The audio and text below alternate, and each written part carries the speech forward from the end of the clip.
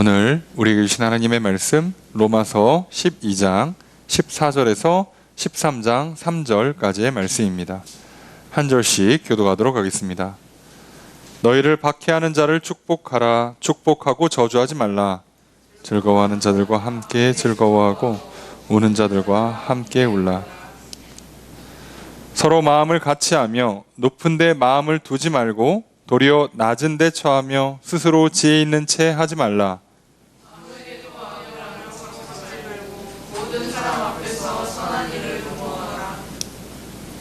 할 수 있거든 너희로서는 모든 사람과 더불어 화목하라.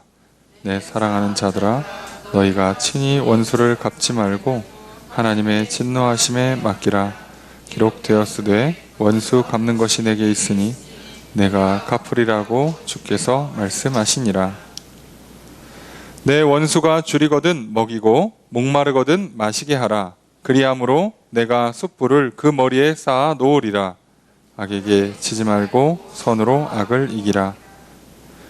각 사람은 위에 있는 권세들에게 복종하라. 권세는 하나님으로부터 나지 않음이 없나니 모든 권세는 다 하나님께서 정하신 바라.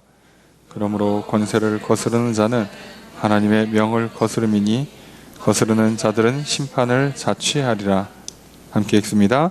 다스리는 자들은 선한 일에 대하여 두려움이 되지 않고 악한 일에 대하여 되나니 내가 권세를 두려워하지 아니하려느냐. 선을 행하라. 그리하면 그에게 칭찬을 받으리라. 아멘. 할렐루야. 수요일 저녁 주 앞에 나와 말씀을 배우시는 성도님들을 주님의 이름으로 환영합니다. 우리 옆에 있는 분들과 사랑의 유제를 나누겠습니다. 인사합시다. 사랑합니다. 축복합니다. 이 시간 주 앞에 나와 말씀을 배우시는 성도님들에게 주님의 크신 은혜가 함께 있기를 주의 이름으로 축복합니다. 나눠드린 교환 함께 보시면서 오늘 본문 말씀 로마서 12장 14절에서 13장 3절 말씀 살펴보겠습니다. 먼저 14절 말씀 함께 읽습니다. 시작. 너희를 박해하는 자를 축복하라. 축복하고 저주하지 말라. 주어서서 어떻게 될까요? 너희는 축복하라 명령문이죠. 또 그저 축복을 하고 저주하지 말라. 축복하라를 두 번이나 얘기했어요. 강조한 거죠. 누구를 축복하라고 얘기합니까? 박해하는 자. 너희를 박해하는 자. 괴롭히는 사람들을 축복해 주래요. 저주하지 말라는 겁니다.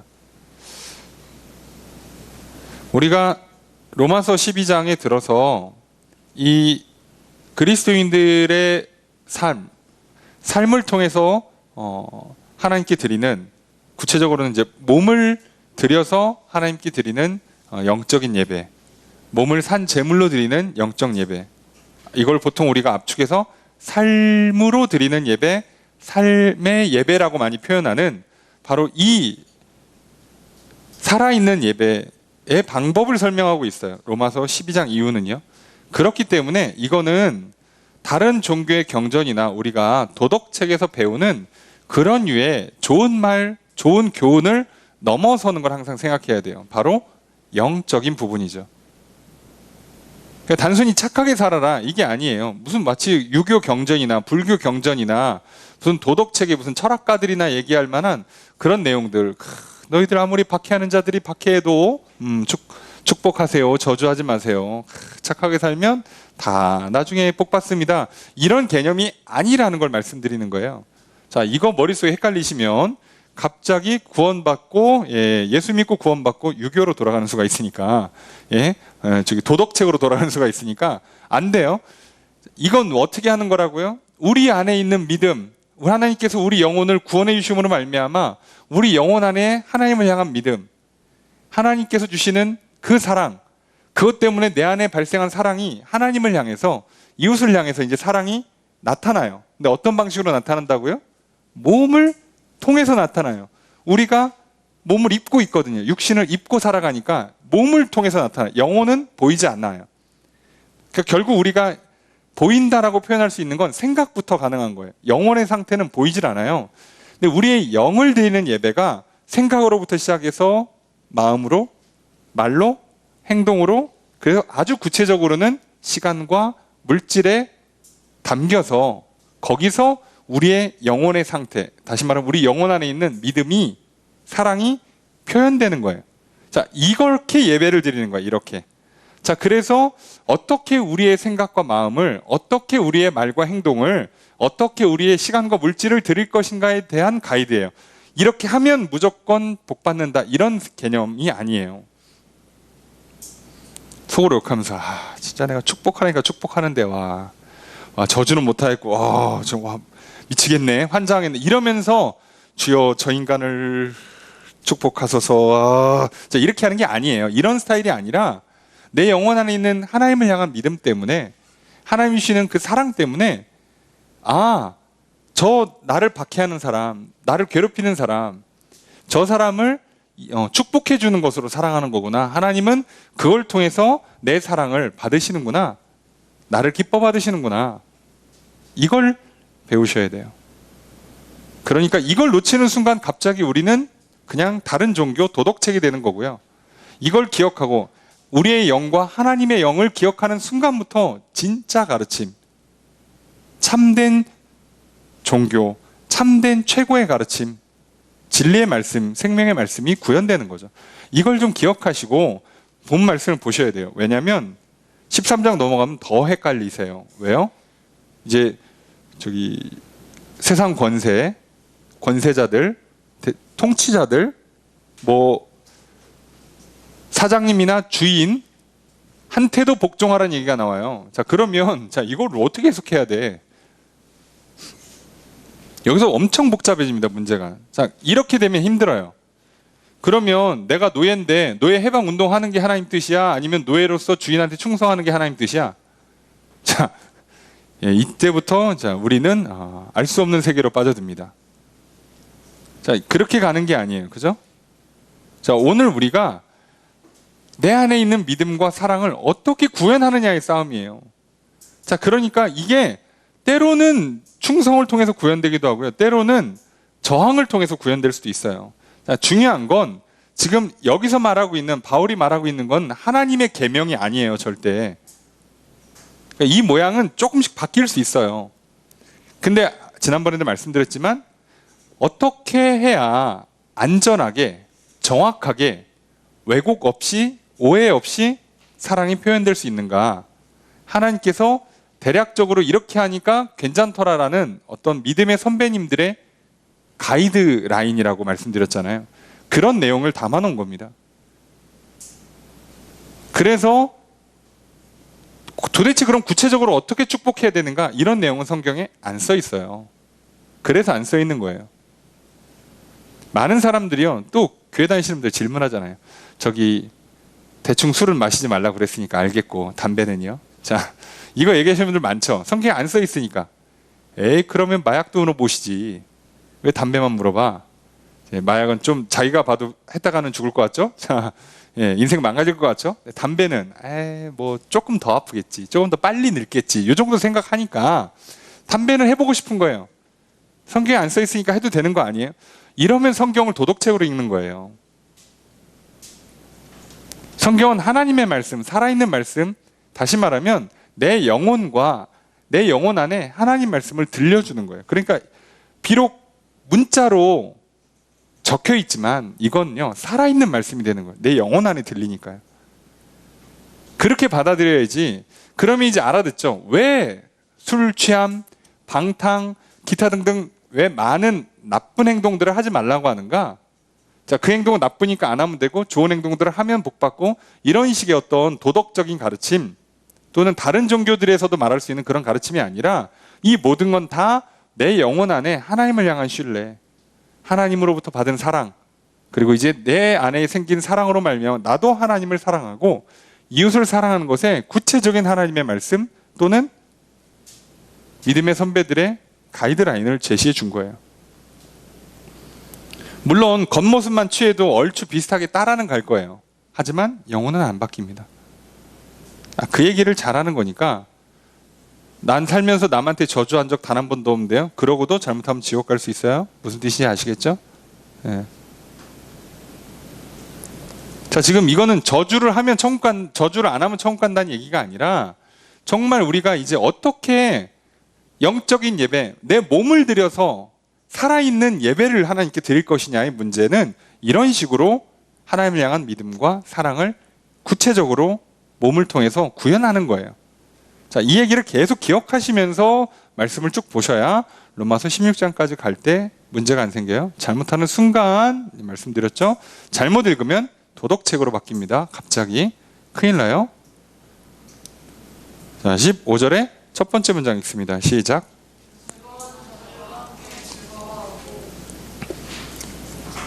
어떻게 하래요? 주어 서술 어떻게 될까요? 너희는 즐거워하라. 정확히는 함께 즐거워하라죠. 누구랑? 예, 즐거워하는 자들과. 우리도 이런 거 많이 들어봤잖아요. 예, 기쁨은 나누면 배가 되고 슬픔은 나누면 반이 되고 써있네요. 15절 두 번째 문장 읽습니다. 시작. 뭐 하랍니까? 주어 서술로 너희는 함께 울어라. 누구랑? 우는 자들과. 왜요? 사랑하니까요. 왜요? 하나님께서 이것을 기뻐 받으시니까요. 뭘 자꾸 물어. 이거 좋은 거래. 나중에 복 받는데 이런 거 하지 마시고요. 사랑의 표현이에요. 믿음의 표현입니다. 하나님을 향한 예배예요. 이웃을 향한 사랑의 실천이에요. 이걸 잊지 않으셔야 돼요. 이렇게 하는 거예요. 16절의 첫 번째 문장 있습니다. 시작. 주어 서술 어떻게 될까요? 너희는 마음을 같이 해라. 마음을 같게 해라. 무슨 뜻일까요? 여기서 마음은 넓은 의미에서의 마음으로 번역한 거고요. 직역하면 생각에 더 가깝습니다. 생각이에요. 너희들의 생각을 어떻게 하라고요? 같게 하라는 거예요. 같게. 같은 생각을 하라는, 같은 생각.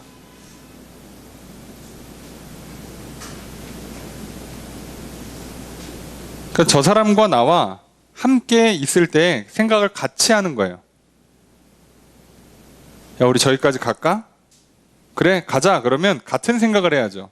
근데 속으로 저기까지 간다고 해서 가다가 나는 중간에 빠져야지. 자, 이러면 같은 생각을 하는 게 아니에요. 이해되시죠?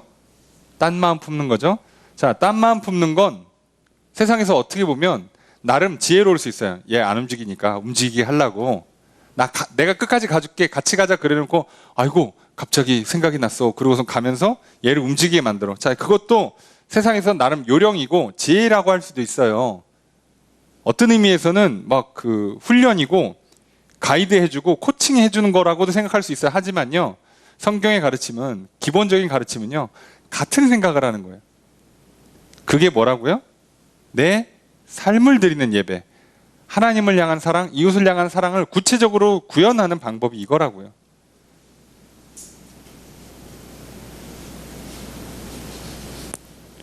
그러니까 공동체 안에서 같은 생각을 나누면요, 서로 머리 아플 일이 없어요. 그죠?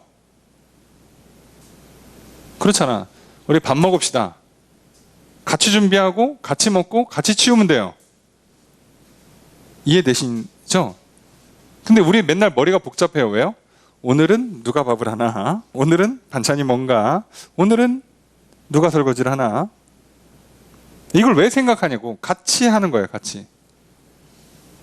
그러다가 특별한 사정이 있으면 서로 양해를 구하고 도와주기도 하고 빠지기도 하고 하면 돼요. 근데 그렇지 못하면 우리 안에 믿음이, 하나님을 향한 믿음, 이 공동체를 허락하신 하나님을 향한 믿음이 없고 하나님을 향한 사랑과 공동체를 향한 사랑이 없으면 언제 뭐부터 생각해요? 자, 오늘 내 스케줄이 이건데, 나 어제 먹은 메뉴가 오늘 또 나오는 것 같은데, 싫은데, 나 저기 전에 먹은 시간이 얼마 안 돼, 이거 지금 식사하기 좀 별론데, 난 식사도 별로 안 하는데 같이 준비하고 같이 치우면 내 손해인데 안 할까? 자, 이런 별의별 복잡한 생각이 다 들어와요. 먹으면서 이제 머리가 복잡해지죠. 자, 어떻게 하면 맛있는 걸 더 많이 먹고 먼저 먹고, 아니면 뒤에 뒷정리하거나 도와주는 일들을 최대한 덜 할까를 고민하는 거예요. 자, 이런 고민을 한다는 것 자체가 이게 뭐 세상에서는 요령이다, 또는 지혜다, 뭐 또는 얍삽하다, 또는 참 사람이 성실하다, 착하다, 이런 건 표현이 중요한 게 아니고요. 그 영혼 안에 믿음과 소망과 사랑을 봐야 된다고요. 그걸 이렇게 구현하는 거예요. 이렇게 같은 생각을 통해서. 저 사람과 나의 생각이 다른데 굳이 평행선 달릴 필요가 없어요. 어려워도 생각을 맞춰야 돼요. 공동체 안에서는. 그러니까 생각을 맞추기 위해서 어떻게 해야 돼요? 자기 솔직한 생각을 드러내줘야 되고요.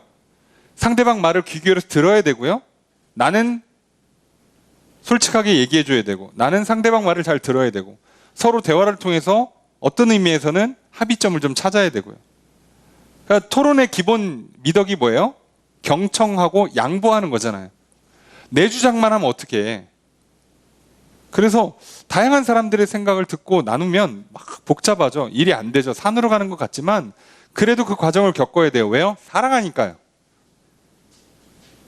하나님을 사랑하고 하나님이 주신 이 공동체를 사랑하니까요. 하나님이 주신 이 형제자매를 사랑하니까 그 과정을 겪는 거예요. 그리고 그걸 하나님은 기뻐 받으신다고요. 여러분 그런 거 저런 거 안 하고 막 다 머리 쓰고 빼고 나는 힘든 거 다 빼고 와가지고 공부하고 일해가지고 그걸로 좋은 성적 만들고 좋은 뭐 돈을 많이 벌어서 하나님께 헌금 드려봐야, 하나님 앞에 영광 돌려봐야, 그 성적 잘 맞고 하나님께 영광을 돌립니다 해봐야 하나님 안 받으신다고요. 왜요? 거기에는 믿음이 없고 사랑이 없으니까요. 이해가 되세요? 아니 이 세상에 대회 나가서 1등하고 왔는데 성적이 올랐는데 돈을 많이 벌었는데 왜 하나님이 안 기뻐하시지? 하나님은 지금 그걸 받는 게 아니라고. 뭘 받고 싶으시다고요? 그 영혼을 받고 싶어 한다고. 그 영혼 안에 있는 믿음을 보고 싶어 하고, 그 영혼 안에 있는 사랑을 보고 싶어 하는데, 그거 빼고 겉모습만 취하면 안 되잖아요.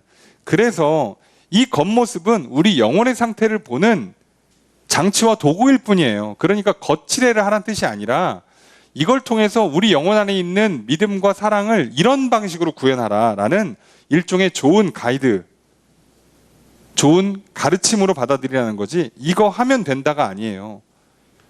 자, 이 차이를 많이 헷갈려 하세요. 지금도 헷갈려 합니다. 2000년 전에 써놓은 글인데 아직도 헷갈려요. 헷갈려 하는 건지 하기 싫은 건지 뭐 이제는 뭐 알 수도 없습니다만, 이걸 잘 기억하세요. 마음을 같이 하라는 게 왜 하라는 건지. 좋은 공동체 만들라고? 우리는 한 마음과 한 뜻의 공동체야. 우리는 뭐 화목한 가정이야. 우리는 참 서로 친밀한 그런 공동체야. 여러분 그래서 뭐 할 건데요? 우리들끼리 좋아. 너무 좋아. 천국 같은 공동체인 것 같아요. 예. 그럼 뭐 할 거냐고. 하나님이 기뻐하셔야죠. 하나님이 그 공동체를 받으셔야죠. 내가 그 공동체 안에서 교제하고 훈련하고 봉사하는 것을 하나님이 받아주셔야 삶의 예배가 되죠. 산 제물이 되죠. 그러려면 뭐가 중요하다고요? 영혼이 중요하다고요. 잊지 마십시오. 그래서 세상에서 착해 보이는 사람들이 천국에 못 간다는 얘기를 할 수 있는 근거가 여기에 있는 거예요. 아시죠? 예. 다 세상에 착한 것도 놀랍게도요, 굉장히 개인의 기준에 맞춰서 심지어 이기적으로 착한 경우가 굉장히 많아요. 그래서 되게 착한데 무슨 현상이 일어나요? 말도 잘 안 하고 잘 안 들어요. 무슨 뜻인지 아시겠죠? 신뢰? 이런 거 없어요. 사랑? 이런 거 없어요. 그냥 바르게 성실하게 살 뿐이에요. 그렇게 살아선 그 영혼을 하나님이 받질 않죠. 그 삶이 재물이 될 수가 없죠. 이걸 기억하세요. 자, 이렇게 얘기하면 이제 뭐 알아들으시는 분이 있고 이제부터 이제 산으로 가시는 분들이 생길 텐데, 여기 계신 분들은 알아들으리라 믿고 계속 진행하겠습니다. 16절 두 번째 문장 읽습니다. 시작. 주어 서술 어떻게 될까요? 너희는 뭐하라? 두지 마라? 처하라. 두지 마라. 자, 뭐를? 마음을. 자, 이것도 마음 뭐라고 번역해야 된다고요? 생각입니다. 생각을 어디다 두지 말래요? 높은 데다 두지 말래요. 자, 높은 데다 생각을 두지 않는다가 무슨 뜻일까요?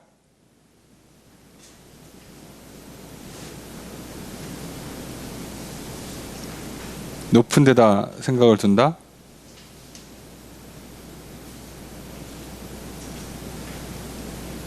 그러니까 나보다 높은 데 있는 사람이 있을 거 아니에요? 자, 그게 뭐라고요? 내 것이었어야 해. 저거 내 것이어야 돼. 사실 나도 저기 갈 수 있는데 내가 사실 좀 노력을 들였거나 기회를 못 얻었거나 환경이 안 좋아서 못 간 것뿐이야. 나도 저기 갈 수 있어. 나나 쟤나 별 차이 없어. 자, 이렇게 생각하는 건 마음을, 생각을 높은 데 둔다는 거예요. 쉽게 얘기하면 생각을 높은 데 두면 나는 수준 높은 사람들이랑만 놀겠다 이거예요. 쉽게 얘기해서. 이해되시죠? 저 이렇게 못 배우고 그렇게 많이 갖고 있지도 못하고 소위 교양 없는 사람들, 이게 수준 떨어져서 못 놀겠네, 이런 생각을 하는 것 자체가 이미 생각을 높은 데 두는 거예요. 이게 생각을 높은 데 둔다는 거예요. 그래서 뭐라고요? 낮은 데에 처하라. 여기서 처하라 라고 돼 있는 게 직역하면 함께 걸어간다예요. 그러면 낮은 데가 뭐겠어요? 이거 번역이 이상해요. 낮은 데에 처하라는 얘기가 직역하면요, 낮은 자들과 함께 걸어가라는 뜻이에요. 왜 이걸 이렇게 번역했나 모르겠어요. 낮은 사람들과 같이 걸어가라는 얘기예요. 이 사람들이랑 같이 다니라고요. 저거 무식해서 같이 못 놀겠네. 저거 이렇게 뭐라고 해요? 저기 우리 추리하다 그러잖아요. 컨추리하다, 시골틱하다, 촌스럽다. 쉽게 얘기하면 아시겠죠? 예. 이렇게 옷 입는 거 보고 말하는 거 보니까 같이 못 놀겠다. 수준 낮다. 격이 떨어진다. 예. 이 표현 자체가 하나님께서는 뭘 보신다고요? 네 영혼 안에 믿음이 없고 사랑이 없구나 라고 보신다고요.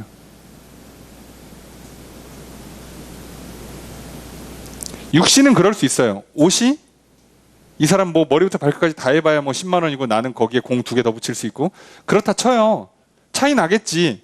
근데 영혼엔 차이가 있어요? 어차피 육신은 100년 지나면 벗어버릴 육신인데 이게 왜 의미가 있죠? 근데 우리는 외형의 등급을 매기잖아요. 얼굴부터 시작해서 키, 몸매, 갖춘 옷들, 액세서리 다 등급 매기죠. 그래서 토탈 어느 정도 레벨, 어느 정도 수준이라고 얘기하죠. 네, 그거 하는 순간 우리는 사실 뭐가 없는 거예요. 따지고 보면 하나님을 향한 믿음, 하나님과의 사랑, 사람과의 사랑이 사실 없는 거예요. 이렇게 말씀드려서 참 뭐하지만 직업적으로 대외 활동을 하셔야 되는 분들을 제외하고의 대부분의 사람들의 SNS는요, 믿음 없음의 증거물이에요. 제 기준에는 사랑 없음의 증거물이에요. 이 부분에 대해서는 타협하지 않습니다. 홀로 되신 분들 아니면 어린 아이들 어쩔 수 없이 이렇게 도와줘야 되는, 보호해줘야 되는, 그 가이드를 해줘야 되는 반려동물을 키워야 되는 경우를 제외하고는요, 다 외로움의 반증이고요, 사랑 없음의 반증이에요. 동물에 쏟을 시간과 정성과 재정을 왜 옆에 사람한테 안 쏟고, 옆집에 누구 사는지도 모르는데 왜 내 그 짐승들만 그렇게 아낄까요? 예. 저 옆에 굶어 죽어가는 친구들한테는 뭐 하나 기부도 못하면서 왜 내 그 동물한테는 그렇게 명품으로 입힐까? 예. 조금이라도 더 소화 잘 되라고 예방접종도 시켜주고. 아니, 사람이 죽어간다고. 아니, 다른 나라는 멀리 갈 것도 없어. 내 옆집에서, 내 앞동네에서 죽어간다고. 지금도요. 예. 그러면 우리가 인정은 하자고. 예. 최소한 안 하는 건 그래 좋다 이거야. 안 하는 건 좋은데 안 하면 하나님 앞에 인정하자고요. 내가 하나님을 향한 믿음, 하나님과의 사랑의 관계가 지금 아니라는 것. 그러니까 정확히 표현하면 내 영혼의 상태에 믿음과 사랑이 거의 없다는 걸 인정하자고요. 그럼 솔직하지, 좋잖아. 그리고 달라고 구하면 되죠. 근데 뭐라고요? 야, 내가 내 애완동물 사랑하는 거 봐봐. 난 사랑이 넘치는 사람이야. 무슨 소리야. 난 안 외로워요. 목사님 사람 잘못 보셨어. 예. 라고 얘기하는 순간 그 사람이 외로운 거예요. 이걸 놓치지 마세요. 같이 가래잖아, 같이. 윗사람들이랑 어울릴 생각 하지 말고 지금 나랑 같이 있는 사람들 같이 가래잖아요. 오히려 낮은 데에 눈을 두래잖아요. 자, 그런데 우리는 자꾸 위에 가고 싶어 하죠. 위에다 마음을 두죠. 저 자리 나도 가고 싶고, 저 모임에 나도 끼고 싶고, 저 수준에 나도 도달하고 싶죠. 예. 저 외모, 저 외형, 저 지위, 저 명예, 저 인기, 저 재물, 나도 얻고 싶죠. 예. 그거를 바라는 순간 우리는 잘하셔야 돼요. 우리의 삶은 더 이상 하나님께서 기뻐 받으시는 산 재물이 되지 않습니다. 나의 영혼은 하나님이 받으실 만한 상태가 되지 못해요. 다시 말하면 내 영혼은 지금 현재 거룩한 성전이 되지 못해요. 하나님이 임재하실 수가 없다고도 할 수 있겠죠. 그래서 살피세요. 이것들을 통해서 거꾸로 살피는 거예요. 16절의 세 번째 문장 있습니다. 시작. 주소설 어떻게 될까요? 너는 이것도 예. 지혜 있는 채 하지 말라. 지혜 있는 채 한다는 건 뭐예요? 그죠? 이게 좀 말이 어렵죠?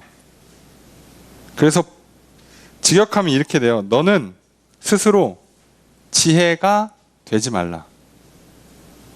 좀 딱딱한 문장이지만 훨씬 정확하죠. 너는 스스로 지혜가 되지 말라고.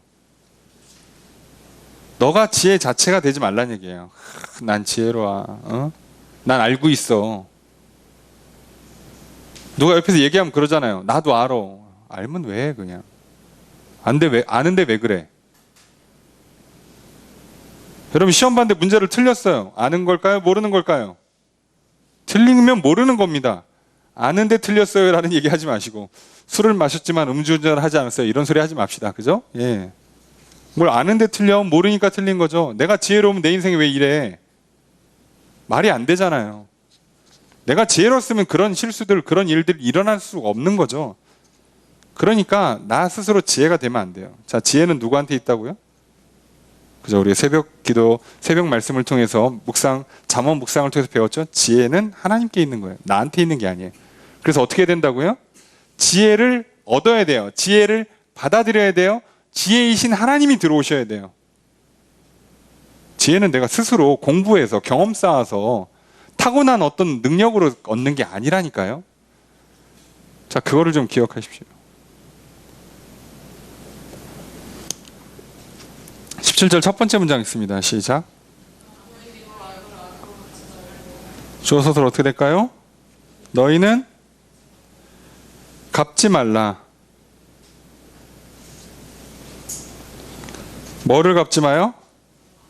악을 갚지 말라요.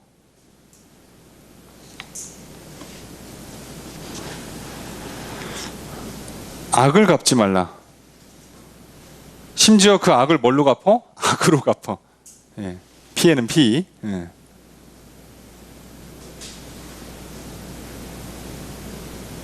자, 악한 것 때문에 악을 돌려준다라는 뜻이거든요. 직역하면. 그렇게 하지 말라는 거예요. 자, 이쯤 얘기 들으니까 벌써 머릿속에 계산기가 두드려지잖아요. 와, 이건 손해가 막심한데 이렇게 살면 거덜나겠는데? 이해되시죠? 그래서 이거 계산기 두드리면 이렇게 못 삽니다. 이를 악물어도 이거는 도저히 감당할 수 있는 수준을 넘어가고 있죠? 예, 그렇게 하는 게 아니에요. 하나님과의 믿음, 하나님과의 사랑, 하나님의 능력, 하나님의 지혜 때문에 이것이 구현되는 거예요. 여러분이 힘으로 한번 해보려고 해보세요. 감당 안 돼요. 화가 나고 막 짜증이 내고 막 답답하고 미칠 것 같아서 이거 못해요. 17절에 두 번째 문장 있습니다. 시작. 주어서들 어떻게 될까요? 너희는 도모하라. 뭐를? 선한 일을. 도모한다 무슨 뜻이죠?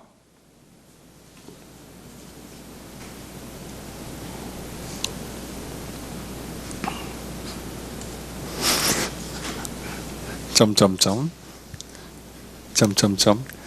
저도 몰라요. 한글 어렵습니다. 네. 직역하면 관심 갖는다예요. 미리 인지한다는 뜻이에요. 선한 일을 미리미리 생각하고 있으란 얘기예요. 선한 일에 관심을 갖고 있으란 얘기예요. 그렇게 하라는 거죠. 이미 마음이 가 있는 거예요. 이해되십니까? 이미 그 사람한테 착한 일 할 마음이 있어. 도와줄 마음이 있고 시작하는 거예요. 물어봐. 야, 요즘 어려운 거 없어? 들어보고 어렵다 그러면 도와줄까? 이게 아니고요. 처음부터 도와줄 마음으로 물어보는 거예요. 이건 차이가 크죠? 예. 심지어 도와주려고 여기 뭐 지갑에 돈도 따로 챙겨놨어. 봉투도. 혹시 어렵다 그러면 줄라고. 아니면 뭐 괜찮다 그러면 다행이고. 이렇게 하는 거예요. 그게 선한 일을 도모하는 거예요. 미리 인식하고 있고 미리 준비하고 있는 것. 자, 이렇게 산다니까요. 여러분 안에 믿음이 있고 사랑이 있으면 이미 여러분들은요, 선을 행할 준비를 하고 있어요. 좋은 말, 축복의 말, 도와주고 베푸는 일을 할 준비를 이미 하고 있다고. 머릿속에 생각부터 마음가짐을 갖고 있다고요. 닥쳐서 어머 어떡하지? 아이고, 야, 그래? 그럼 오늘 내가 점심을 내가 좀 살까? 여러분, 이것도 굉장히 훌륭하죠. 이것만 해도 야, 그래? 야, 너 계좌번호 불러봐. 내가 많이는 없어. 그냥 돈 10만 원 보내줄게. 조금이라도 보태라. 이래도 굉장히 훌륭하신 분이에요. 그런데 자, 이건 영혼의 상태가 훌륭하다고 보기는 어려워요. 이해되시죠? 이미 영혼 안에 믿음과 사랑이 있으면 준비하고 간다고요. 도와줄 생각으로, 도와줄 마음으로, 도와줄 수 있는 준비를 해놓고 간다고요. 해놓고. 자, 이건 뭐 어렵게 볼 것 없어요. 여러분들이요, 물건 사실 때 대번 다르죠? 한 번 보러 가는 것과 이미 살 마음을 갖고 가는 건요, 놀랍게도 점원이 알아봅니다. 자, 그래서 점원이 눈빛을 보는 순간 알아요. 이 사람은 사러 왔다. 이 사람은 보러 왔다를요, 귀신같이 알아요. 그래서 사러 온 사람들은요, 잘해줘요. 물론 경력과 경험과 지혜가 없으신 분들은 정작 둘러본 사람한테 막 달라붙고 열심히 하고, 사러 온 사람을 홀대해가지고 그 사람이 삐져서 딴 데 가죠. 그럼 멍청하다는 표현이 뭐하지만 지혜롭지 못한 점원이에요. 지혜로운 점원은요, 이걸 알아봐요. 저 사람이 지금 살려고 하는가, 그걸 알아봐요. 근데 왜 그러냐면요, 이게 묘하게 다르거든요.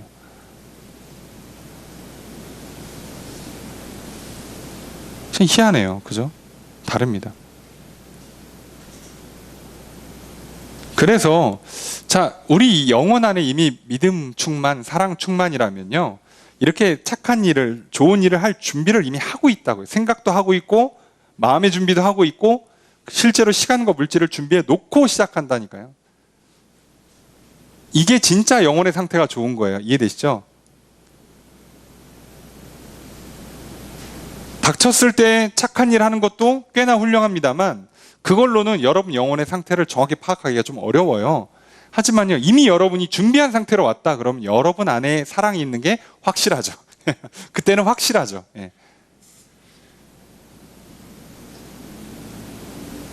이해되세요? 수업 들으러 갔는데 연습장만 가져오고 책은 강의 들어보고 살라고. 자, 이렇게 하는 것과 이미 첫 강의 갈 때부터 이미 교수님이 강의 계획서에 써놓은 책을 사서 가는 친구와는 이건 다른 거예요. 그죠? 얘는 들어보고 결정하겠다는 거고요. 얘는 듣겠다예요. 어렵든 좋든. 그 책을 첫날부터 사가죠. 악착같이 사가죠. 여기서 차이가 나요. 실제로 그게 성적이랑 직결되진 않아요. 중요한 건 이 사람의 영혼의 상태를 보자는 거죠. 마음의 의지를 보자는 거죠. 확실히 다르다고요. 그래서 얘기하는 거예요. 여러분, 아무리 의지가 있어도요, 공부는 사실 머리 좋은 사람이 잘하거든요. 마찬가지예요. 내가 아무리 선을 일을 하고 싶어도요, 능력 있는 사람이 훨씬 잘 베풀어요. 돈 많고 시간 많고 능력 많은 사람이 훨씬 많이 도와줘요. 그래서 그걸로는 알 수 없다는 거예요. 그걸로는 알 수가 없고, 우리가 이미 준비했느냐를 통해서 내 영혼의 상태가 확인된다는 거예요. 이걸 잘 보세요. 그래서 우리가 실수하시면 안 돼요. 결과물을 보면 그냥 머리 좋은 사람, 재능이 많은 사람, 인맥이 많은 사람, 돈 많은 사람이 훨씬 선한 일을 많이 할 수 있어요. 실제로는 능력이 크니까. 그런데 그걸로는 영혼의 상태는 파악이 잘 안 돼요. 영혼의 상태는요, 미리 어떤 생각과 마음으로 준비해 왔는가에서 결정나는 거예요. 그래서 우리는 그걸 보자는 거예요. 특히나 젊으신 분들은 아직 사랑을 베풀기는커녕 더 많이 받아야 되기 때문에 베푸는 것 대비 더 많이 받아야 되는 경우가 훨씬 많죠. 그래서 확인하기가 좀 어려워요. 이런 게 좀 확인이 잘 안 됩니다. 그래서 우리는 이걸 보고 이런 삶으로 하나님께서 기뻐 받으시는 삶의 예배, 영적인 예배를 드리자는 거죠. 그게 이웃 사랑이라는 측면에서 지금 어떻게 몸을 산 제물로 드릴 것이냐, 영적 예배를 드릴 것이냐에 관한 이야기를 지금 하고 있는 거예요. 이웃 사랑과 관련돼서. 이해되시죠? 18절 읽습니다. 시작. 주어 서술 어떻게 될까요? 너희는 화목하라. 누구랑? 모든 사람과. 할 수만 있으면 모든 사람이랑 화목하래요. 자, 평화를 맺어라, 평화를 지키라는 뜻인데 이게 얼마나 어려운지 아시죠? 네, 평화를 지키려면 힘도 있어야죠. 능력이 있어야죠. 의지도 있어야죠. 그냥 절대 되지 않습니다. 평화를 지키기 위해선 지킬 수 있는 능력을 갖춰야 돼요. 그래서 앞에 전제가 붙죠? 할 수 있거든. 내가 손을 내밀어도 저 사람이 거절할 수 있잖아요. 그래서 할 수 있거든이란 전제를 비록 붙이긴 했지만 우리의 마음은, 우리의 목표는 할 수만 있으면 모든 사람과 화목하는 거예요. 내가 저 사람과 친하게 지내야겠다. 어떻게든 저 사람을 인정하고 저 사람을 용납하고 영접하고 저 사람과 함께 가겠다는 마음을 먹는 것이 우리 영혼 안에 믿음의 상태, 사랑의 상태라고요. 근데 그게 없으면요, 어떻게 해요? 그게 없으면 이제 뭐에서부터만 반응이 시작돼요? 뇌부터 시작해요. 영혼에 그 반응이 없으니까 뇌에서는요, 굉장히 계산적으로, 이기적으로 하나님을 향한 믿음과 사랑 없이 그냥 사실은 사단이 주는 또는 내가 원하는 도덕적인, 내가 원하는 사회적인 어떤 명성을 위해서 자, 이 사람과 친해질 것이냐, 이 사람과 같이 갈 것이냐 말 것이냐를 그렇게 결정해요. 그러니까 이것으로는 이 사람 영혼의 상태가 파악이 잘 안 되죠. 그러니까 이 사람들은요, 호불호가 항상 갈려요. 그러니까 그때 꼭 뭐라 그래요? 취향, 성격, 스타일, 이런 얘기를 꼭 하는 거예요. 어떻게든 받아줄 마음이 없어요. 어떻게든 용납하고 어떻게든 품어줄 생각이 없는 거예요. 왜요? 내 취향이 더 중요하거든. 자, 그 얘기는 무슨 얘기예요? 취향을 갖고 있는 게 나쁘다는 게 아니라 그렇게 하는 순간 우리는 뭐가 확인되는 거라고요? 내 영혼 안에 이웃을 향한 사랑이 없다는 얘기예요. 이웃을 향한 사랑이 없다는 얘기는 사랑이 없다는 얘기예요. 사랑이 없다는 얘기는 하나님의 사랑을 안 받고 있다는 얘기예요. 하나님을 향한 사랑이 발생되지 않는다는 건 믿음이 적다는 뜻이에요. 믿음에서 사랑 나니까요. 그 문제를 점검하자는 거예요. 그러니 믿음 없이 드리는 것이 뭘 해도 하나님이 받으실 만한 게 못 돼요. 믿음이 없이는 하나님을 기쁘시게 할 수 없다니까요. 믿음이 없이 드리는 건 뭘 드려도 하나님 받는 예물이 되지 않아요. 그래서 이 얘기를 하는 겁니다.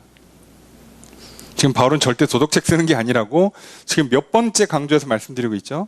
19절 첫 번째 문장 읽습니다. 시작.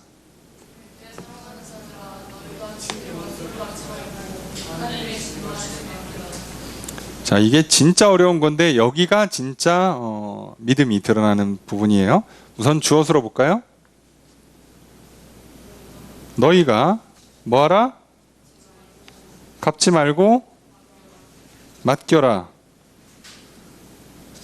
원수 갚지 말고 하나님의 진노에 맡겨라. 이해되세요? 복수하지 말래요. 복수하지 말래요. 와, 이 세상 잔인하고 억울한데 복수를 하지 말래. 왜? 19절에 두 번째 문장 읽습니다. 시작.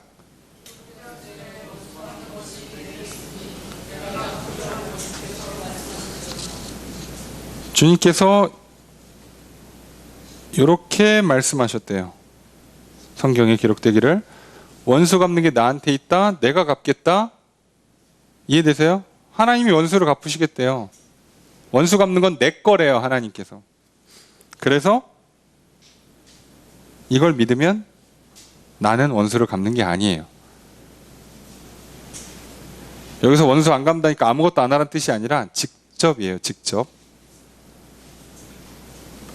여기 앞에 있는 얘기 있죠? 친히, 이거 스스로입니다. 스스로. 너희 직접 원수 갚지 말라는 거예요. 하나님 원수 갚아주세요라고 기도하지 말라는 뜻이 아니에요. 예. 원수 갚을 수 있는 기회가 있을 때 그 기회를 쓰지 말라는 얘기도 아니에요. 네가 직접 가서 칼로 찌르고 저 사람 이렇게 잡아서 괴롭히거나 보복하거나 하는 일을 하지 말라는 거예요. 자, 구체적으로 이게 뭔지 이따가 설명드리겠습니다. 20절의 첫 번째 문장 있습니다. 시작.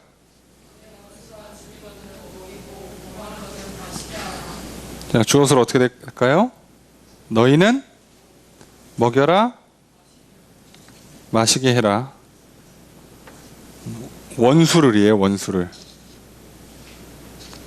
자, 원수가 목마를 때 원수를 먹이래요. 원수를.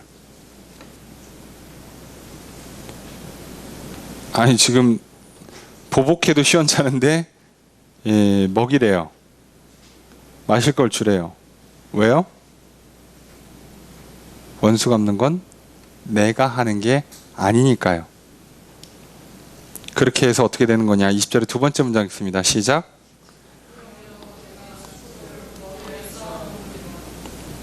자, 주어서로 어떻게 될까요?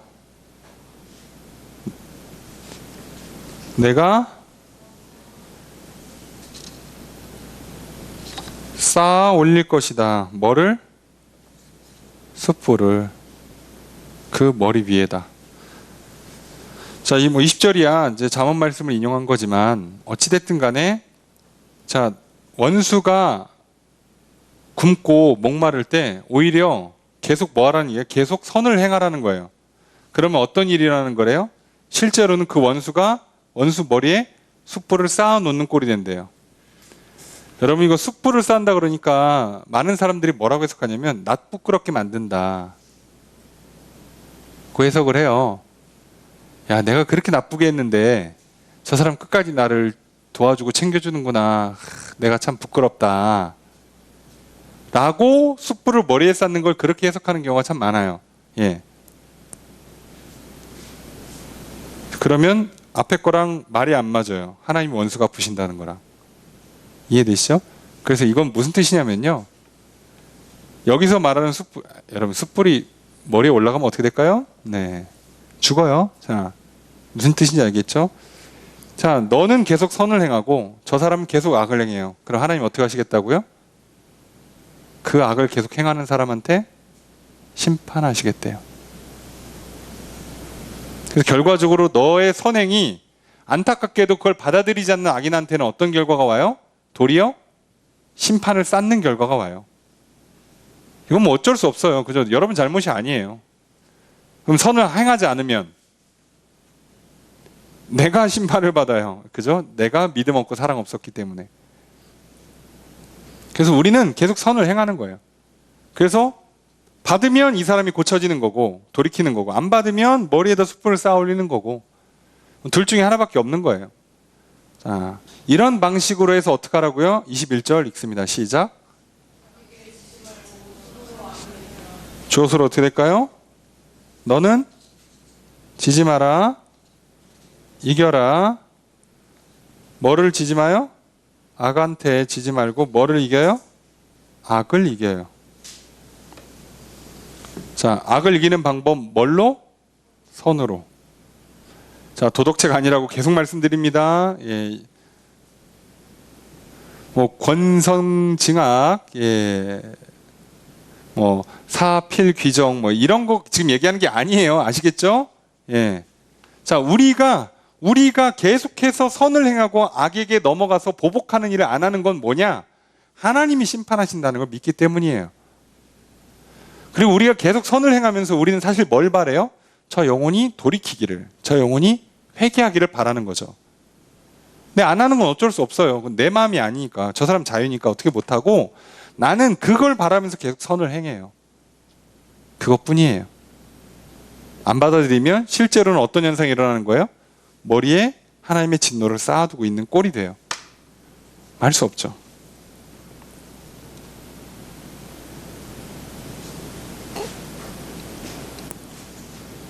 이거를 가장 잘 설명할 수 있는 성경의 예가 다윗의 예입니다. 그래서 이따 적용에 관련돼서도 써놨습니다만 이게 다윗의 예가 딱 이 꼴이에요. 다윗이 사울을 죽일 수 있는 기회를 2번이나 만났어요. 그런데 어떻게 해요? 안 죽여요. 옆에 있는 신하가 두 번째는 뭐라고까지 했어요? 신하가 죽이라고까지 그러죠. 지금 안 죽이면 당신이 죽습니다까지 얘기해요. 맞는 말이에요. 그거 모를 리가 없죠. 다윗이 장수 출신이에요. 다윗도 그걸 모르겠습니까? 그런데도 왜 안 해요? 하나님이 기름 부은 자이기 때문에 사람이 손댈 수 없다예요. 그러니까 손을 대도 누가 되는 거예요? 하나님이 되시는 거예요. 다윗은 뭐라 그래요? 하나님 보시옵소서. 나는 악을 악으로 갚지 않았습니다.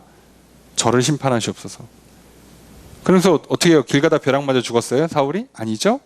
나중에 전쟁터 나가서 칼에 맞아서 죽어요.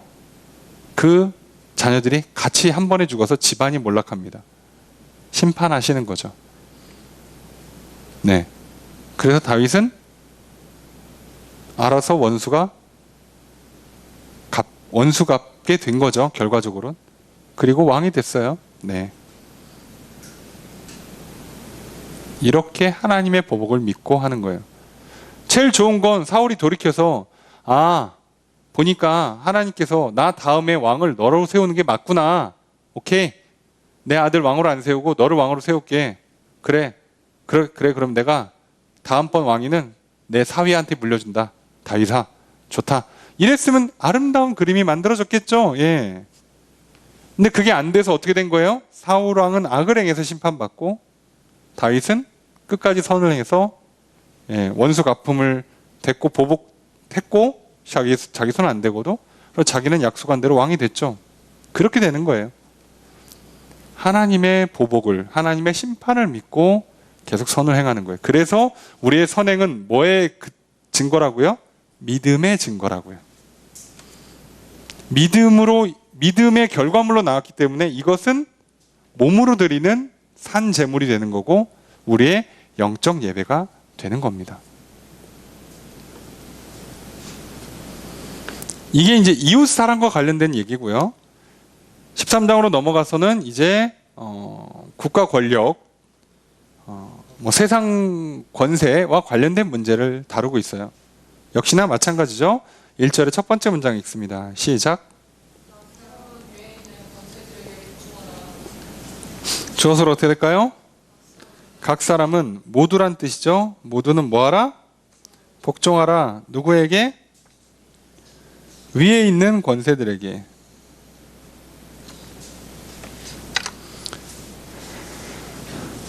위에 있는 권세들, 높은 자리에 있는 권력자들한테 복종하래요. 아까도 말씀드렸습니다. 노예 해방 운동을 하란 얘기냐 말란 얘기냐. 지금 그런 뜻이 아니라고 말씀드리는 거예요. 지금 그런 얘기를 하는 게 아니고 지금 우리가 말하고 싶은 건 왜 이 일을 하느냐. 하나님의 말씀 때문에 믿고 하나님의 약속 때문에 믿고 하는 거예요. 그랬는데 하나님께서 말씀하세요. 자, 지금의 세상 통치는 잘못됐어. 노예는 해방해야 되지 않겠니? 네가 움직여라. 그러면 그때는 대항해서 노예 해방 운동을 해야죠. 왜요? 하나님 말씀을 듣고 믿고 순종하는 거니까요. 근데 그런 말씀이 아무것도 없다라고 하면 기본적으로 어떻게 하는 거예요? 기본 통치자들에게 순종하는 거예요. 그래서 하나님을 향한 믿음을 드러내는 거죠. 그래서 이 권세가 하나님으로부터 왔기 때문에 뒤에 써 있겠습니다만 그래서 왕을 심판해도 하나님이 하시는 거고 왕을 상 주는 것도 하나님이 하시는 거예요. 나는 왕한테 개겼다가 왕한테 벌 받아요. 이거 하지 말라는 거예요. 지금은 민주주의니까 좀 적응이 안 되겠지만 조금 다른 얘기일 수도 있습니다만 그래서 이게 2000년 전 거라 조금 적용점이 다를 수 있어요. 그럼 우리 버전으로는 이따 적용할 때 나누겠습니다만 자 계속 볼게요. 1절의 두 번째 문장 읽습니다. 시작. 주어서로 어떻게 될까요?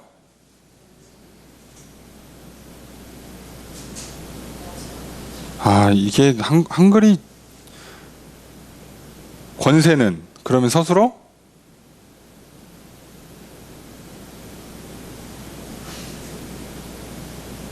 그죠? 그럼 반대로 서술어만 따지면 없다예요. 그죠? 그냥 이 문장의 서술어만 따지면 없다라고 나온 게 정상적인 국어 실력이죠. 그럼 주어. 그죠? 이게 바꿨어야 돼요. 하나님으로부터 나지 않은 권세는 없다예요. 아, 이걸 왜 이렇게, 저도 여러 번 읽어도 적응이 안 되죠? 예. 어떡합니까? 예. 이해하십시오. 그래서 주어는 권세는이에요. 하나님으로부터 나지 않은 권세는 없다. 직역해도 딱 이렇게 떨어져요. 예. 하나님으로서 말미암지 않는 권세는 없어요. 그러니까 권세라는 건 하나님의 허락 없이 이루어지는 일이 아니에요.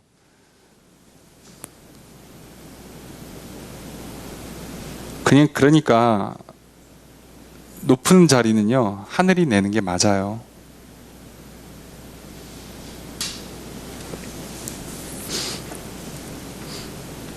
그래서 이걸 믿고 따르라는 거예요. 이걸 믿고. 그리고 그 권세가 너무 잘못 통치한다 그러면 하나님께 기도하는 거죠. 하나님, 어쩌자고 저런 사람을 세우셨습니까? 하나님 심판하십시오. 아니면 저런 통치자로부터 나를 구원해 주십시오. 라고 하나님께 기도하고 하나님의 말씀을 듣고 그 말씀을 따라 구원의 길로 나아가야죠. 1절의 세 번째 문장 있습니다. 시작.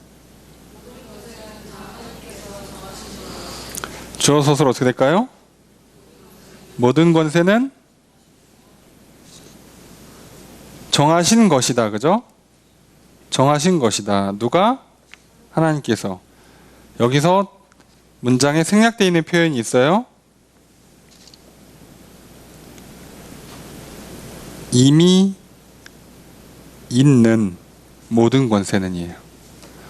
자, 앞으로 나올 모든 권세까지 얘기하는 건 아니에요. 그죠? 예. 그러니까 이 권세가 세워졌다, 왕이 세워졌다, 통치자가 세워졌다는 건 하나님이 뜻을 정했다는 얘기예요. 그거는 확실하다는 거지. 예. 그건 확인할 수 있어요. 자, 그리고 하나님이 정하신 통치자예요. 근데 너무 훌륭해. 감사합니다 하고 받으면 되고, 너무 악해. 밑에 못 있겠어. 그럼 어떻게 해요? 갑자기 막 저항하고 그러면 내가 죽으니까 우선 기도를 해야죠. 하나님, 왜 그를 세웠는지, 참고 기다리라는 건지, 거기서 내가 내 자리를 지키면서 나보다 약한 사람들을 보살피라는 건지, 아니면 여기를 떠나라는 건지, 하나님의 뜻을 또 나는 나대로 구해야죠. 그래서 믿음의 발현으로 순종하는 거예요. 세상 권세에. 설령 세상 권세에 대항하더라도 하나님을 향한 믿음 때문에 해야 되는 거예요. 자, 그것만 하나님 인정하시는 거예요. 그거 아닌 건 세상 권세에 순종을 하든 반항을 하든 어차피 삶의 예배가 되지 않아요. 이걸 기억하십시오. 그러니까 뭐 왕정체제나 노예제도나 민주주의나 뭐가 맞는 거냐, 그런 얘기를 하는 게 아니에요. 그렇게 읽으면 성경 못 읽어요. 너무 옛날 책이고 복잡하고. 그래서 뭐 이런 거 싫어하시는 분들 있죠. 이런 본문은 빼자, 뭐 이런 분들 있고. 각자 입장에 따라 다 기준이 다르니까 빼버리죠. 그게 아니에요. 여러분, 믿음이 없으면요, 자기 기준으로 성경을 봐요. 그래서 사람들이 멍청해지는 거예요. 놀랍게도. 불행해지고. 그러니까 하나님의 기준으로 보라고 주신 책이지, 네 기준으로 이렇게 재단하고 변형시키라고 준 책이 아니잖아요. 근데 우리는 믿음으로 히브리서 말씀처럼 보게 되고 알게 되는 거잖아요. 자, 이제 우리가 믿음의 눈을 열면 이게 무슨 뜻인지 제대로 보이고 알게 될 것이에요. 그리고 앞으로 또 어떻게 살아가야 될지도 알게 될 것입니다. 2절의 첫 번째 문장 있습니다. 시작.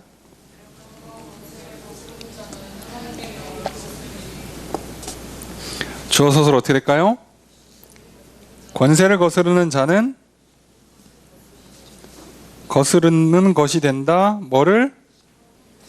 하나님의 명을 거스르는 것이다. 이렇게 연결되는 거예요. 그죠?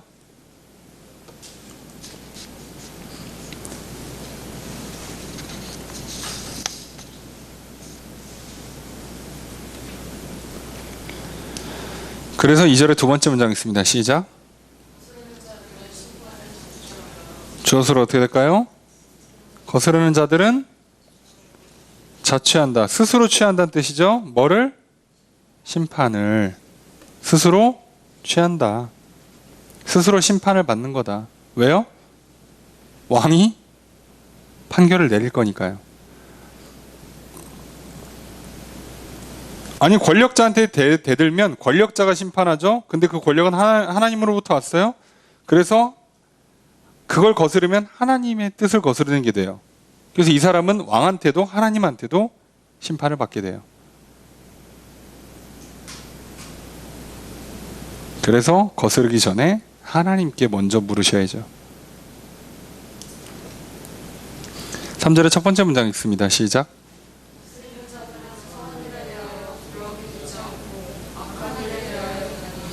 주어 소설 어떻게 될까요?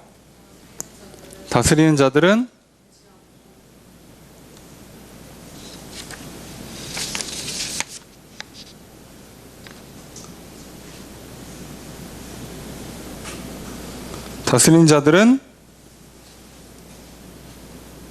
정확히 말하면 두려움이 되지 않는다예요. 그죠? 예. 된다, 되지 않는다인데 되지 않는다. 뭐가? 두려움이. 다스리는 자들은 두려움이 되지 않는다. 다스리는 자들은 된다. 예요. 두려움이 된다는 얘기죠. 그러니까 뭐에 대해서는 선한 일에 대해서는 두려움이 되지 않는다. 악한 일에 대해서는 두려움이 된다예요. 그러니까 통치자들한테는 나쁜 일 하면 너희가 두려워하게 될 거라는 거예요. 그죠? 그러니까 통치자들은요, 잘한다고 칭찬 잘 안 해줘요. 근데 잘못했을 땐 혼나죠. 예. 어디나 그런 거예요. 예. 회사 가서 일 잘해보세요. 당연한 일을 하고 있어요. 못해보세요. 혼납니다. 네. 뭐 당연한 거죠. 예, 뭐 이거 설명이 필요합니까? 당연한 일이 일어나고 있는 거예요. 그래서 어떻게 하라고요? 3절의 두 번째 문장 있습니다. 시작.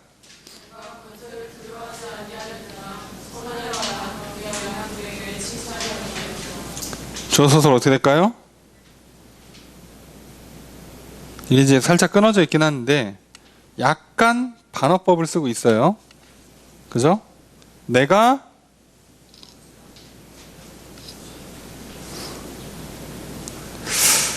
두려워하지 않기를 원하냐예요. 직역하면 두려워하지 않기를 원한다 하고 물음표거든요. 원한다 하고 물음표를 쓰는 건데 두려워하지 않고 싶다? 뭐를? 권세를? 그럼 어떻게 하라고요? 선을 행하라.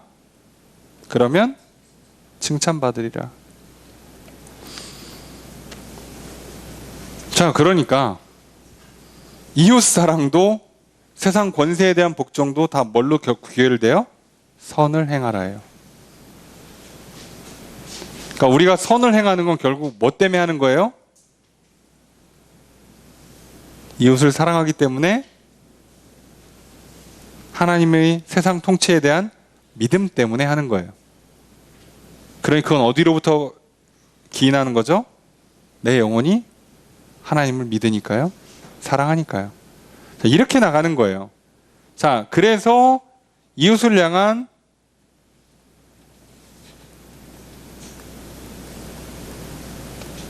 선행과 세상 권세를 향한 선행. 얘는 그냥 쉽게 얘기해서 말과 행동이라고 줄일게요. 말과 행동. 자, 이거는 어디로부터 오는 거라고요? 디테일하게는 내 생각하고 마음에서 온다고 그랬죠? 이 생각과 마음은 어디서 와요? 내 영혼의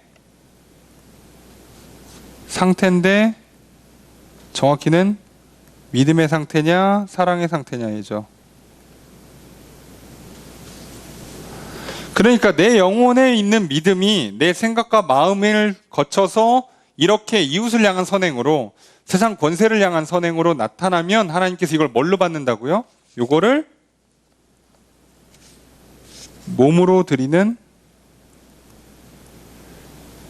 산 제물로 바치는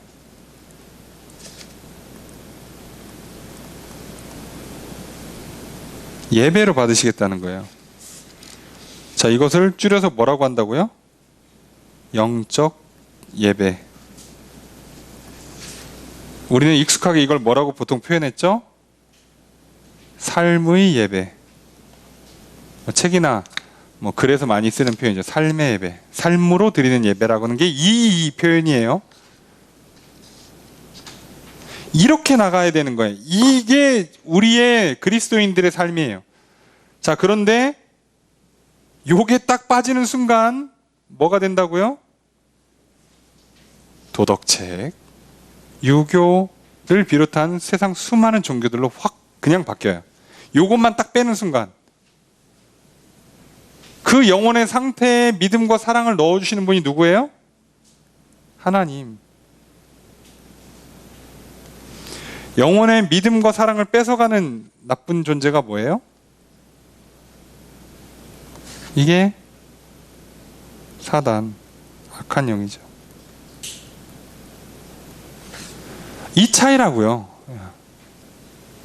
그러니까 요게 빠지면 그냥 도덕 일반 종교가 되는 거고요. 요 앞에 게 들어가는 순간 기독교가 되는 거예요.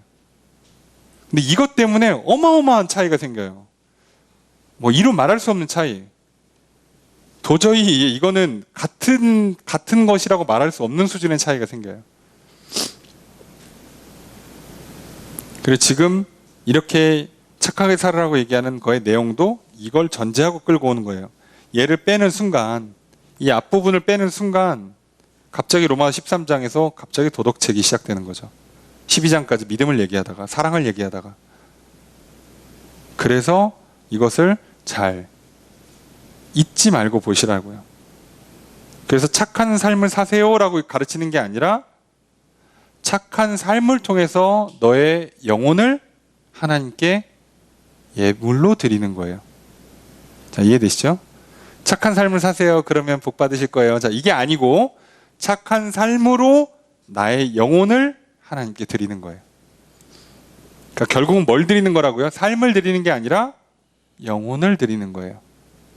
제발 이 차이만 잊지 마십시오. 우리는 같이 밥을 먹는 게 아니라 그 사람과 사랑의 교제를 나누는 거예요. 이해되시죠? 예. 그러니까 우리가 믿음이 없고 사랑이 적으면 어떤 현상이 일어나요? 누구랑 먹었냐, 뭐 먹었냐가 중요해지는 거고요. 그죠? 우리 안에 믿음과 사랑이 있으면 그 사람과 함께 했다는 것으로 그냥 괜찮아져요. 뭘 먹었냐는 사실 그렇게 중요한 문제는 아니에요. 맛있고 좋은 거 먹으면 더 좋을 뿐이고, 덜 먹으면 조금 입은 좀 아쉽지만, 뭔가 조금 아쉬움이 있을 수는 있지만 육체적으로는 괜찮아져요. 왜요? 사랑을 나눴으니까요. 이해되시죠? 그러니까 사람 사이에 일어나는 모든 것들, 선물을 주고받든, 우리가 하는 모든 건 다 이 맥락에서 보셔야 돼요. 이게 아니면 요 앞에 게 빠져서 드러나는 모든 것들은요, 세상 방식이라서 오히려 더 훨씬 복잡하고요. 왜 그랬는지 모르겠고요. 내 생각이 왜 그러는지, 내 마음이 왜 그러는지, 내가 왜 그때 그런 말을 했는지, 왜 그런 짓을 했는지 나도 몰라. 그때부터는 과거를 캐고, 그죠? 내 마음 상태를 캐고, 캐지지도 않는데 그걸 자꾸 캐고. 엄청난 시간과 돈을 들이지만 해결되지 않아요. 그래서 잘 기억하시라고 말씀드리는 거예요. 자, 구체적인 삶의 예배를 이야기했습니다. 이웃사랑, 세상 권세에 대한 복종을 통해서 그것에게, 이웃에게, 세상 권세에게 어떻게 선을 행해야 하는지에 대한 구체적인 모습, 그리고 그 선을 행하는 이유와 목적이 뭐냐? 그것을 통해 내 영혼을 하나님께 드리는 거예요. 그러니까 하나님께서 언제든지 명령하시거나 약속의 말씀을 주시면 이웃을 향해 대적할 수도 있고요. 표현이 그렇지만 세상 권세를 향해 대적할 수도 있는 거예요. 이해되시죠? 우리는 얘의 목적을 두는 게 아니에요. 우리는 여기에 목적이 있기 때문에 여기에 하나님 말씀이 다른 게 떨어지면 요거 바꿔도 돼요. 언제든지. 자, 그러니까 평상시엔 어떻게 되는 거냐? 내 육신의 부모가 믿음이 없는 부모야. 그래도요, 평상시엔 어떻게 해야 돼요? 선행을 해야 돼요. 부모에게 선행을 해야 돼요. 자, 부모에게 최대한 잘해야 된다고요. 자, 그런데 하나님 말씀이 부모가 시키는 말과 충돌이 나는 경우가 생기면 어떻게 되는 거죠? 그때 기도하고 끊는 거죠. 예. 그 차이가 나오는 거예요. 근데 하나님 말씀과 충돌이 안 생겨? 하나님께서 하신 말씀이 따로 없어? 그러면 무조건 이렇게 가는 거예요. 그리고 그거를 잘 설명하면 상대방이 알아듣겠죠? 못 알아들으면 머리에 숯불을 쌓는 꼴이 될 거고요. 알아들으면 그 영혼도 구원받게 되겠죠? 이렇게 가는 게 우리의 방식이에요. 그러니까 그리스도인들은요, 거친 방법을 쓰지 않아요. 무슨 행동을 조작하거나 그러지 않는 거예요. 그래서 이단들 보세요. 얼마나 머리 쓰고 얼마나 조직적으로 움직이고 어떻게든 별의별 방법을 다 써서 인터넷에서 소모임 만들면 오프라인 모임에 만나는데 우연히 옆에 사람이 만나는데 알고 봤더니 걔도 다 같은 편이죠. 봤더니 또 우연히 만나는데 그 사람이 그 사람이야. 어이구, 하나님의 뜻인가벼. 자, 그럼 게임 끝났어요. 자, 이런 식으로 막 엮어 들어가가지고 외로운 사람들 건져내고, 그죠? 그래서 이단에 빠뜨리면 인생 망가지겠죠?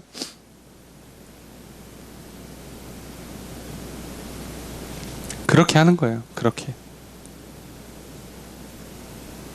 그러니 우리가 이웃을 향한 선행의 가장 첫 번째가 뭐겠어요? 그래서 전도가 되는 거예요. 그러다 보니까.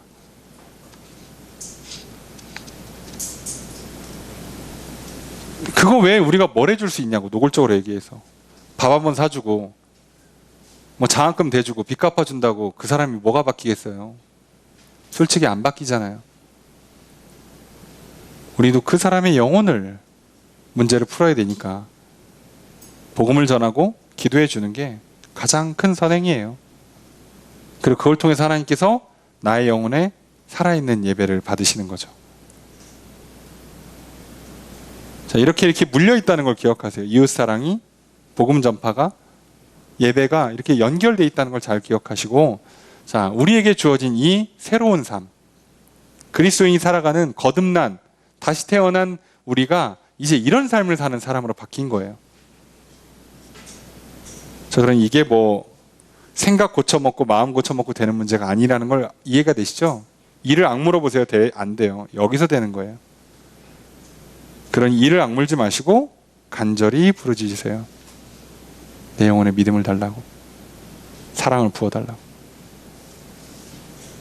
그러면 여러분의 삶에 이런 선한 행실들이 자연스럽게 나오게 될 거고, 그걸 통해서 내 안에 믿음이 자랐구나, 내 안에 사랑이 싹트고 있구나를 깨달으시면 돼요.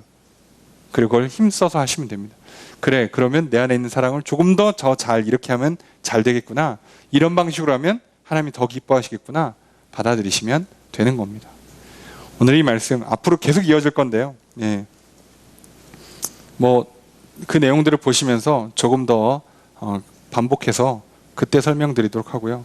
오늘 말씀을 잘 기억하셔서 이웃사랑, 세상 권세를 향한 우리의 태도, 이웃을 향한 우리의 태도가 어떻게 선행으로 이어져야 하는가, 그리고 왜 그렇게 하는가 잊지 마시고, 우리의 몸을 들여 산 제물로 바치는 예배, 우리의 영적 예배를 드리시는 예배자로서, 거룩한 성전으로서 살아가시는 저 여러분들 되시기를 주의 이름으로 축복합니다.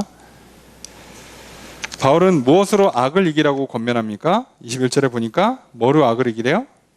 선으로 이기는 겁니다. 그러니까 선한 행실은 우리한테 필수예요. 필수. 그죠? 그러니까 선한 행실이 왜 나오느냐는 디테일하게 다르지만 하여간에 겉으로 나오는 건 선한 행실이라는 것, 선한 말과 행동이라는 걸 잊지 마십시오. 말씀을 적용해 보겠습니다. 바울은 로마서 12장부터 구원받은 성도의 삶에 관해 말합니다. 그리스도인의 거듭난 삶은 자기 몸을 하나님께서 기뻐 받으시는 거룩한 산 제물로 드리는 것입니다. 우리의 몸을 가지고 시간과 물질을 사용하고 말과 행동을, 생각과 마음을 드릴 때 우리 영혼의 믿음과 사랑이 드러나게 됩니다. 이렇게 우리의 몸을 들여서 우리 영혼이 하나님께 예배하는 것이 바로 우리의 영적 예배입니다. 이제 그리스도인들은 삶을 살아가면서 영적 예배를 드리며 하나님께 영광 돌리고 깊은 교제를 나누게 됩니다. 이게 가능해졌어요. 14절 이후에 바울은 이웃사랑의 구체적인 삶의 모습을 말합니다. 이웃사랑의 구체적인 실천 방안을 말하고 있습니다. 핍박하는 자를 축복하고 저주하지 말아야 합니다. 함께 즐거워하고 함께 울며 겸손하게 서로 하나가 되어야 합니다. 악을 갚지 말고 선을 도모하여 모든 사람과 더불어 화목해야 합니다. 이런 모습으로 이웃을 사랑해야 합니다. 이웃을 향한 우리 영혼의 사랑이 우리의 겸손한 생각과 화목을 도모하는 마음과 축복의 말과 공감의 행동으로 나타나게 되는 겁니다. 이렇게 이웃을 사랑함으로 우리는 우리의 몸으로 하나님께 영적 예배를 드리는 것입니다. 특별히 주의해야 될 게 있습니다. 우리를 괴롭히는 원수에게 계속해서 사랑을 베풀라는 말씀입니다.